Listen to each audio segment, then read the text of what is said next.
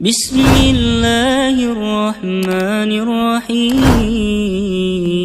والعصر إن الإنسان لفي خسر إلا الذين آمنوا وعملوا الصالحات وتواصوا بالحق وتواصوا بالصبر.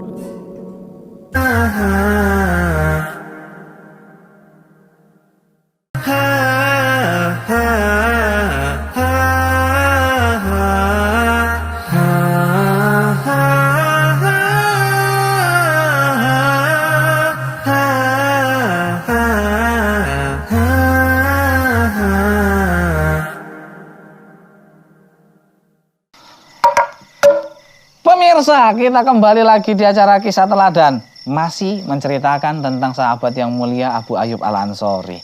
Nah, tadi ceritanya, alhamdulillah, rumah Abu Ayyub Al-Ansori itu disinggahi oleh Rasulullah SAW sebelum Rasulullah yang membangun masjid dan tempat tinggal beliau. Nah, pemirsa yang dirahmati Allah Subhanahu wa Ta'ala, akhirnya kebahagiaan menerpa keluarga Abu Ayyub Al-Ansori ini, pemirsa.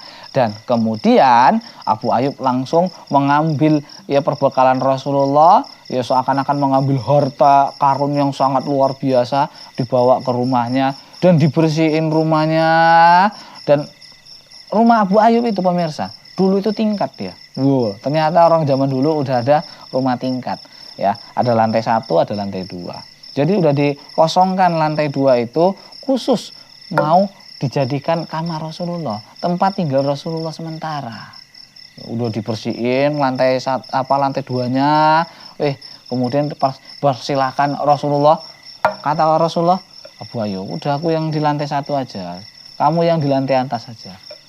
Karena ini memang permintaan Rasulullah, ya udahlah, diikuti nih pemirsa yang dirahmati Allah Subhanahu wa Ta'ala. Akhirnya Abu Ayyub tidur di lantai atas, sementara Rasulullah itu tidur di lantai bawah.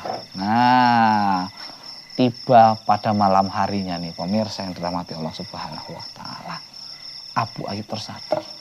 Ternyata yang dibawa dia itu adalah Rasulullah.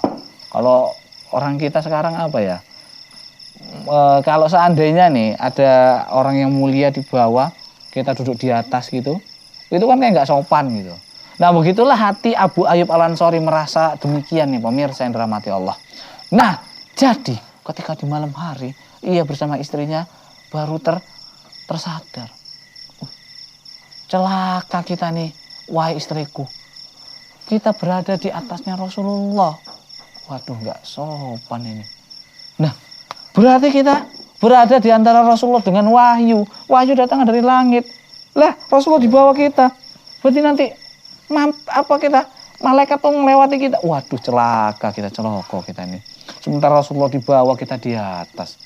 Nah, kalau kita tidur, lasak kita, tidur kita, jalan-jalan kita di atas, ada abu-abu kita itu yang ada di langit-langit itu jatuh nimpai Rasulullah. Walat lah kita nih, dosa kita nih, aduh, kira-kira gitulah Abu Ayyub Al-Ansori. Gak bisa tidur mikiri kayak gitu nih pemirsa yang dirahmati Allah Subhanahu wa Ta'ala. Jadi akhirnya kayak mana? Jadi akhirnya pemirsa, Abu Ayyub pun kalau mau geser, mau turun ke kamar mandi atau kayak mana, itu mepet-mepet dari pinggir-pinggiran, nyamping-nyamping gitu. Kenapa? Nanti kalau kita mijaknya kuat di tengah, takutnya ada gogrok, nanti ada yang rontok tuh, debu-debu yang ada di langit-langit. Jadi Abu Ayyub tuh pelan-pelan sama istrinya tuh kalau mau jalan dari samping gitu. Tidur pun pelan-pelan, nyamping-nyamping, takut nanti debu-debu yang ada di langit-langit jatuh Rasulullah. Waduh, kan gawat ini, Rasulullah nggak nyaman di rumah kami jadinya. Nah, jadi pemirsa yang dirahmati Allah Subhanahu wa Ta'ala, gara-gara mikirin seperti itu, akhirnya apa? Akhirnya nih, nggak bisa tidur nih pemirsa. Abu Ayyub sama istrinya nggak bisa tidur dari malam sampai pagi tiba. Akhirnya pas sudah pagi nih pemirsa, Abu Ayyub Al-Ansori mendatangi Rasulullah SAW. Wahai Rasulullah, aku semalaman gak bisa tidur sama istriku nih Rasulullah. Aku mikirin nih, kalau kami berada di atas, kami tidur di antara wahyu nih dengan kamu nih. Kemudian aku merasa nggak sopan kalau aku di atas. Nanti ada debu-debu yang gogrok jatuhin kamu, ya Allah. Aku merasa nggak enakan loh Rasulullah. Kata Rasulullah SAW, nggak apa-apa loh Abu Ayyub, nggak usah khawatir kamu. Kenapa aku milih di lantai bawah ketimbang tinggal di lantai atas? Karena banyak orang yang mengunjungi aku. Nanti ya, kalau banyak orang datang, kemudian aku berada di atas kan susah. Bagus aku di bawah. Kalau ada orang datang enak jumpain aku gitu. Oh ngono ya Rasulullah. Iya loh Abu Ayyub. Ya wis lah kalau gitu. Kalau begitu ya aku malam ini masih akulah tidur di atas nih wahai Rasulullah. Akhirnya pemirsa yang dirahmati Allah Subhanahu wa taala. Karena ini permintaan dari manusia yang mulia, permintaan dari Rasulullah Shallallahu alaihi wasallam, akhirnya dituruti juga sama Abu Ayyub Al-Ansari. Kembali malam hari tiba. Jadi masih merasa nggak enakan juga Abu Ayyub nih pemirsa. Akhirnya apa nih pemirsa yang dirahmati Allah Subhanahu wa taala? Akhirnya Abu Ayyub masih melakukan hal yang serupa. Tapi dia mencoba untuk membiasakan diri.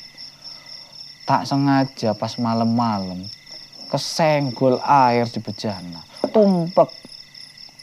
Tumpah di lantai. Ini air nih kalau dibiarin aja nih bakalan milih, bakalan ngalir dan nimpai Rasulullah. Ini hal yang nggak sopan nih pemirsa. Jadi akhirnya gimana caranya untuk ngelap air yang tumpah tadi? Cari-cari kain nggak ada. Orang zaman dulu kainnya susah, nggak kayak zaman sekarang ya. Pakai baju kusam sedikit buang jadi kain lap. Baju kusam sedikit jadi kain lap. Zaman dulu kain itu berharga banget nih pemirsa. Hingga akhirnya Abu Ayyub itu cuma punya satu kain ya. Itu pun untuk jadi selimut. Karena takut segen tuh air nanti bakalan netesin Rasulullah.